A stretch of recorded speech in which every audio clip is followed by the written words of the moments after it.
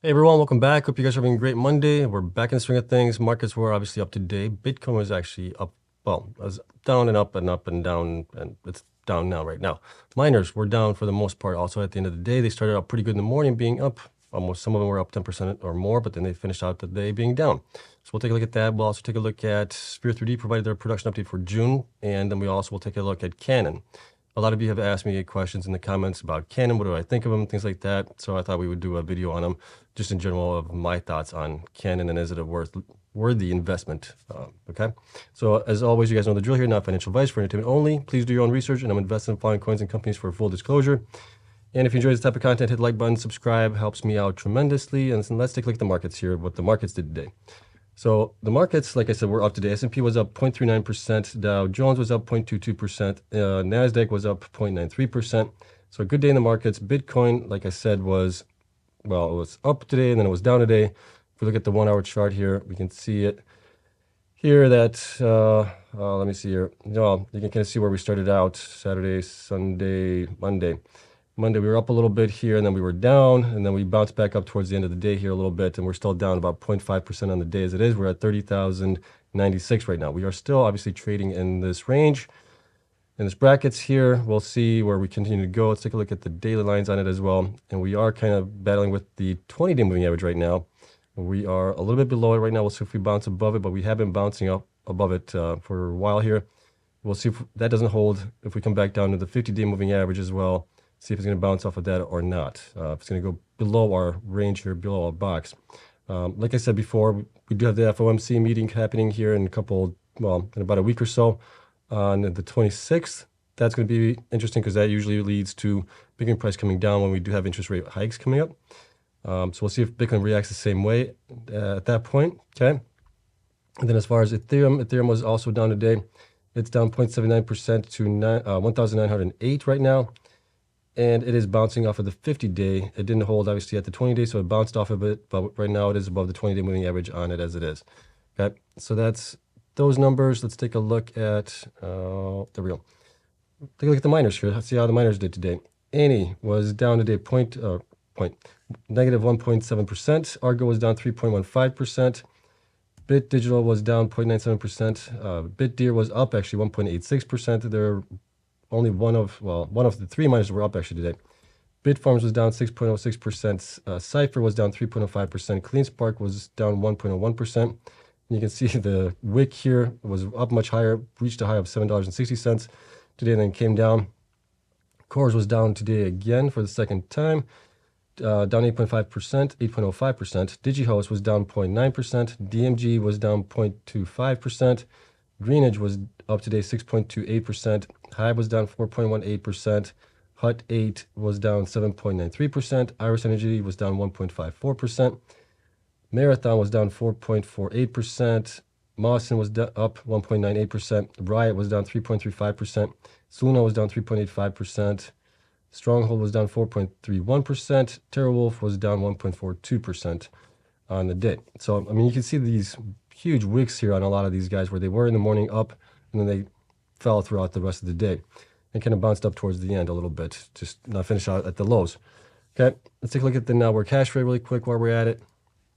See where that's at right now. On the 7-day average, we've come back down a little bit here to, 371 million terahashes on that one. And then on the 1 day, we are climbing back up here to 415 million terahashes on it as it is.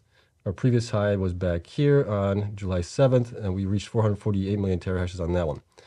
Okay, so we are still kind of going in this sideways direction. We're not really going up like we were here in the beginning of the year. We are going more sideways right now as it is. Okay, so let's take a look at, first we'll take a look at, let's take a look at Canaan. We'll do that one first, and then we'll get into Sphere 3D. So Canaan, as most of you guys are aware, they are not only a Bitcoin miner, they do have some, I'm not going to get into the specifics of it all, but they do have some mining for themselves. They also are one of the first ASIC manufacturers that came out with the first ASIC, basically. And they manufacture a lot of the machines right now that are in a lot of the miners that use them. I think right now, Bitmain might have more of the market share, but they are coming out with some impressive machines as well. So they are getting some of that business as well. And they also have AI chips that they produce. And I think that's it. So if we look at the actual miners that they have right now, you can see that the newest and latest is the A13 series. Miners that they have here, those are 130 terahash, and they are 25 joules per terahash efficiency. Power on those is 3,250 watts on that one. They got the 1346 as well. Then you got the A12s over here that are a little bit lower speeds. A11s as well. So they do have a pretty good lineup. I'm surprised that they still have these for sale here or even listed here. The 75 or the 72, I think those are going to be less than profitable unless Bitcoin goes up in value. Same thing with the 64 terahashes. Those should be probably discounted really, really heavily right now. People are probably going to be going after the newer ones, the most efficient ones going into the halving event. Okay. And then they also have, obviously, the Kendrite AI chips, the K2110 and the K5110 as well, and then the K5010 CRB kit as well. Okay, so when we look at their PowerPoint presentation here, this is for them. This is the most recent one from June of this year. So unique business, it includes chip designers and system providers, miner sales and self-mining, global leverage and local relevancy, asset light and secure supply chain, all good things. But when you look at their actual breakdown of what generates the most income for them, you can see that Bitcoin mining is only 5% of that. Sale of ASICs for AI applications, that's only 0.2% of it.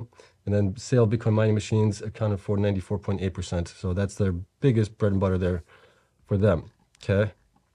Looking at the Bitcoin mining market, global company, which is fine. They're basically how they started out with the machines and where they're getting to right now as far as terahashes are concerned, and efficiency, which has gotten a lot better, which is great to see. Self-mining growth. They are currently at, looks like revenue. So 11.1 in Q1 of 2023. Does not say how much they actually have as far as exahash for themselves. Revenues for, let's see, what is this for? Net revenues, gross profit here has been down. Bitcoin held on balance sheet is 623 Bitcoin, so that's not too bad. Not the greatest. Adjusted income, you guys can take a look at all that stuff here. Bitcoin price history, they talk about that a little bit. Bitcoin network adoption is growing. Yes, we know that, but they haven't performed as well as Bitcoin has, and we'll take a look at that shortly. Okay, here's a report from Q1. A couple of things to look at. We can see that their total current assets have come down from basically the end of Q4 in 2022. They're down about, 35 million roughly. Total assets also came down a little bit here as well by about 15 million or so. And then revenue, when we look at their revenue side of things, product revenue, so this is for their ASICs. Let's see here, December 31st, 2022, they had 47 million worth of sales in that, 44 million in only first quarter. Mining revenue has been increasing, which is nice to see, but still nowhere near where some of the bigger guys are at right now. And then when you actually look at some of the costs associated with it, you can see that the costs have definitely gone up a lot more than where they were in March of last year. They had a lot more revenue, but they had a lot less expenses. Expenses has gone up quite a bit here. Well, it peaked in December by about 50 million or more than that. Yeah, about by 50 million from March, and then it's down about 20 million right now from Q4 to Q1, which is pretty good. It's better, but obviously revenue is way down here. Okay, so they're not profitable right now. You can see that they lost $3.37 per share, basic and diluted. And I think that's all I wanted to show you guys here. So now when we actually look at them, how did they perform against Bitcoin here recently? Go to the charts here. Let's go to Bitcoin. And we'll go year to date on this, and we'll include Canaan in here as well. So Canaan, as you can see here, is only up 50.26% on the year, whereas Bitcoin is up 82.21%. So this is just on a yearly time frame here. It's not performing as well as it's definitely not performing as well as the miners are right now compared to Bitcoin. And if we also go back out 1 year out, you can see here that Bitcoin is actually up 42% from last year. Canaan, on the other hand, is down 26%, way underperforming from Bitcoin is. So it's not really a Bitcoin leverage play as the miners are, in my opinion. And for this reason alone, I would not be getting into Canaan unless you really think that the price per terahash in the miners or the AC miners are going to go way up, at which point they might make it a lot better. But if we also look at the 5-year time frame here, On it, we can see that Bitcoin is up 374%, while Canaan is actually down 67% from that time frame as well. So that's not good on that one. If we go back to just where they were starting to, or where they came public, I guess, back out here, right around, let's just go here. They're down 62%, while Bitcoin is up 306%. So they are definitely not a leverage play against Bitcoin. And for that reason, I can't recommend you guys buying Canaan. I just don't think it moves with the same way as the miners move with Bitcoin, where the miners go, 5x, 7x, sometimes more. Bitcoin going up only 2x or something like that. So for that reason, I can't recommend buying Canaan. It's just not performing that well. If you guys have any questions about it, you guys can shoot me a comment down below. Love to hear it. Or if you guys disagree with me, love to hear it also. Maybe I'm missing something, but from what I'm seeing here, performance-wise, just their relative growth here and Bitcoin mining themselves is not that impressive, and we can see it here in the charts right now on percentage gains. Okay? All right, so that's it for Canaan. Let's take a look at Sphere really quick. So Sphere provided obviously their June 2023 production update and operation updates. There's not much to it. We'll just get through this relatively quickly. So key highlights is 65.1 Bitcoins were mined in June, down 16% from May, and up 434% year over year, which is fine. It's actually really good. They had a really tough year last year trying to get above 100 petahash. They were stuck with that for a long time. They're finally starting to get miners plugged in at other places, so that's good to see. Month-end operating hash rate increased to 1 exahash. I think it's the same that they had back in May as well. And then uptime was 86%, down sequentially from May due to curtailments near the end of the month as a result of seasonal high temperatures at our hosting partner sites. So that's to be expected. Bitcoin mined June of last year was only 12.2. This year in May, they had 77.7. That was attributable to a lot of the network transaction fees being added to the rewards as well. And then June was down to 65.1. Bitcoin sold. They sold actually more than they mined, 67.2. Their Bitcoin holdings also decreased a little bit here to 20.2 from 22.3 in May. Miners deployed is the same, and month-end hash rate is the same as well. Here are some comments. So in June, our hosting site, Texas, also experienced operational delays in bringing hash rate online. Subsequently, in early July, another 2,400 miners arrived at our Texas hosting site, which we expect will be energized over the next week, bringing our total hash rate to 1.3 exahash. So that'll be a nice increase for them there. Once all the 1.5 exahash are fully operational, we anticipate delivering positive operating cash flow on a run rate basis at current market levels. So that's good news there. The only concern there is Bitcoin stays stagnant for a while and hash rate increases. They're going to be possibly not cash flow positive. Okay, so that's something to think about. But them getting up to the 1.5 should definitely help them. There's going to be a 50% increase from where they are right now. NASDAQ listing update. We also know that they did a reverse split, 127 or 147. Yeah, you got one share for every 7 that you had. On July 14th, 2023, NASDAQ had notified us that Sphere 3D has regained compliance with listing rule 5550A2 as the closing bid price of its shares were above $1 for 10 consecutive days, and this is a result of them doing a reverse split. Okay, so that's all the information that we have here. Let's take a look at the numbers that I have for them, and then we'll get through this. Should be easy. Okay, so shares outstanding right now is calculated by taking whatever they had at the end of, I think it was Q1, the number of shares being reported, and I just divided that by 7 to get possibly what they have right now after the reverse split. Stock price is at $2.60. Market cap is at 28.6, almost 28.7 million right now. Their performance here you can see has been, well, it's been pretty bad.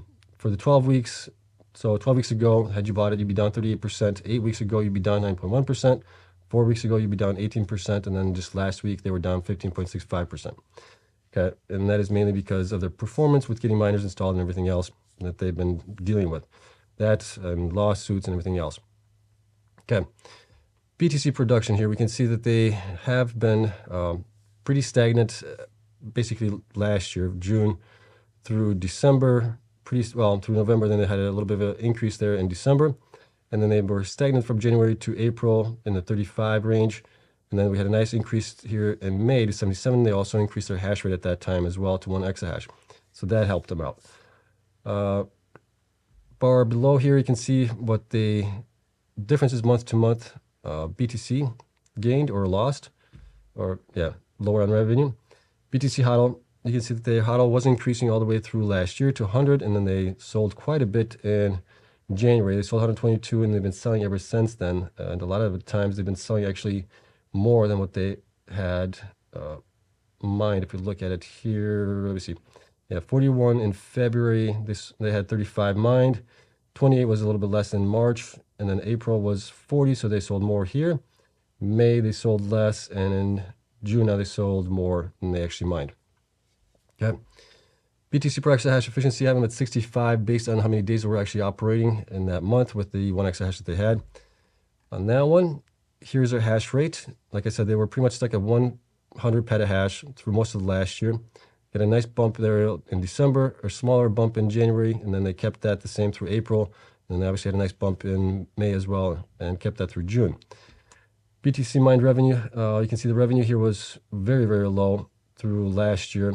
Started to improve a little bit here monthly through April. Nice jump in May, and then obviously in June a little bit down because we don't have the network transaction fees anymore, or those came back down to reality.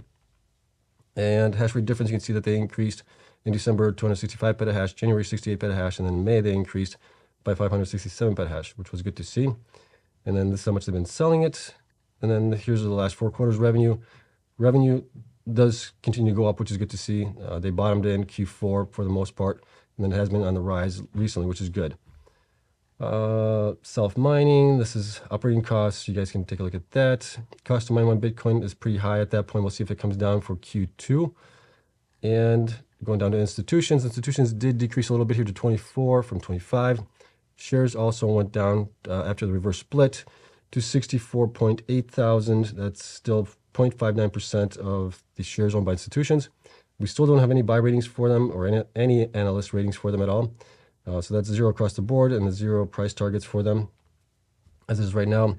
Now, as far as the miners, how long they were mining for in June, based on what they have installed, based on where the network hash rate was on average and the Bitcoin price average, looks like they were only operating for about 24.7 days out of the month of June, which had 30 days.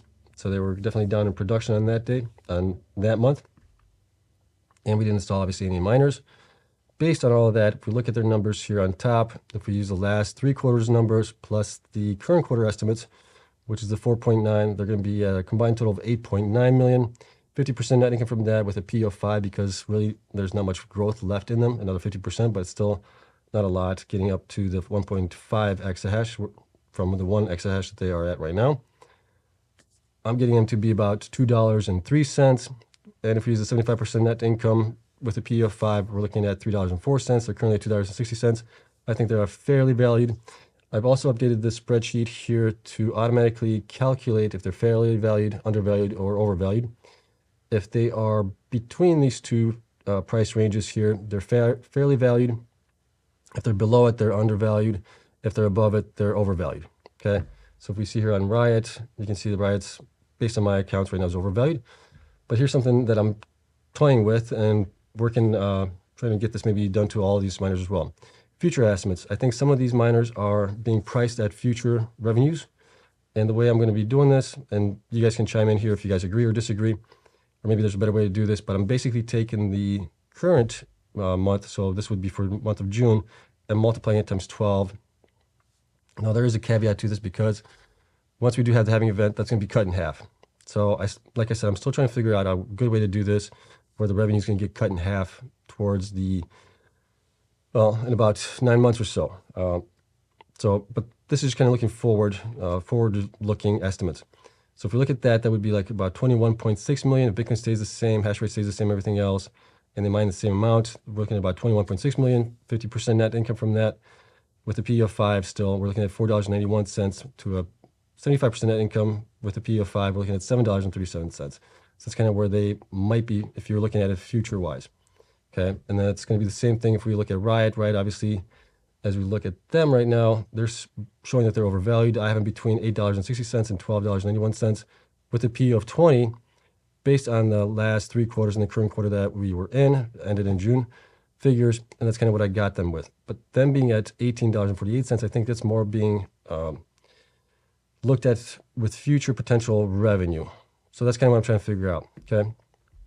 But the quirk in the wheel is really the halving event that's going to have an impact on the miners as far as what they're making. And then also if you have companies growing as well, that's also going to be difficult. So it's hit or miss. It's kind of tough. I'm going to work through this, see if I can figure something out. If you guys have any suggestions, feel free to comment down below. I'd love to hear from you guys. Maybe you guys have something better ideas than I do right now. Okay, but that's it. So right now, I think they are fairly valued from where they should be. Going forward, as long as they can get to the 1.5 exahash and then grow from there, even maybe potentially next year, they could definitely get a higher price target, depending where Bitcoin goes, network hash rate, all of those things are variables that have an impact on it all. Okay, so that's it. As always, spreadsheet is available to our Patreon members. That will be uploaded tonight. And that includes all the updates to all the miners being here automatically labeled, whether they're fairly valued, undervalued, or overvalued. And I think that's it for right now. I think the only one that we're waiting on right now to report is Mawson, I believe. So that's the only one that we're actually waiting to report, which is, let me see here. Mawson. Yeah, Mawson's the only one that we're waiting really on to report. And then we'll have everybody here, and then we can do the monthly, or I think we already did the monthly comparison for the miners, but then we'll work on some other things. Okay, I'm starting to ramble. My throat's starting to get dry here. So that is it. I hope you guys enjoyed it. If you did, hit the like button, subscribe. Helps me out tremendously. And then we'll see what happens tomorrow with the miners and later this week, get any news or something like that. But that's it. So I hope you guys have a wonderful evening.